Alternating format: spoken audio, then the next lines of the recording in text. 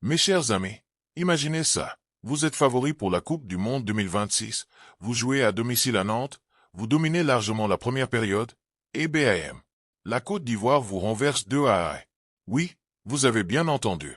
Les éléphants ont fait tomber les Bleus dans un match amical qui sent déjà la préparation au mondial. Ryan Cherki ouvre le score d'une pure merveille juste avant la pause.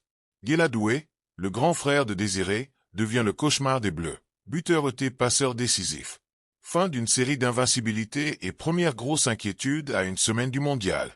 Si vous voulez tout comprendre de ce match fou, restez jusqu'à la fin, on va décortiquer chaque moment, likez, abonnez-vous et activez la cloche. On commence tout de suite. Allez, c'est parti. Didier Deschamps décide de faire tourner massivement. Cherki titulaire, Mbappé présent, Maignan dans les buts. Face à eux, une Côte d'Ivoire ambitieuse, pleine de joueurs évoluant en Europe, qui veut se tester contre le gratin.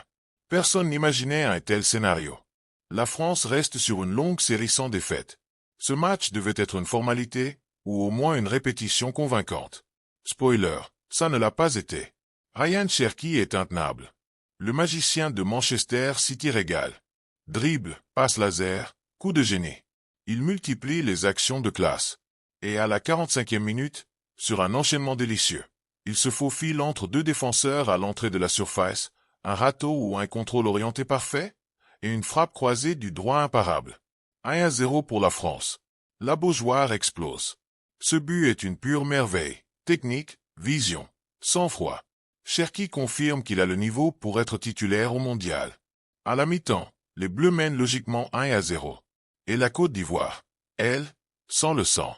Les éléphants reviennent avec beaucoup plus d'agressivité et d'intensité. Le frère aîné de Désiré Doué, qui a choisi la Côte d'Ivoire, devient le héros du soir. Imaginez la symbolique, Désiré sur le banc ou sur le terrain avec les Bleus, et son grand frère qui plante les siens. Les deux frères se sont même croisés après le match dans une scène émouvante. La France tente de réagir, mais le rythme est haché. Les Ivoiriens poussent, exploitent les espaces laissés par une équipe française désorganisée. Et à la 84e minute, le coup de grâce. Guela Doué, encore lui, délivre une passe décisive millimétrée pour Amad Diallo. Le joueur de Manchester United, entré en jeu, ajuste une frappe splendide ou un plat du pied clinique qui laisse Maignan impuissant. 1-2 pour la Côte d'Ivoire. La Beaujoire, d'abord euphorique, est désormais silencieuse. Les éléphants célèbrent une victoire historique, leur première face à la France. Côté ivoirien, Guela Doué est l'homme du match sans discussion. Buteur, passeur décisif, défensivement. Un vrai leader sur le terrain. Amad Diallo a été décisif. Pépé a apporté son expérience. Toute l'équipe a montré une mentalité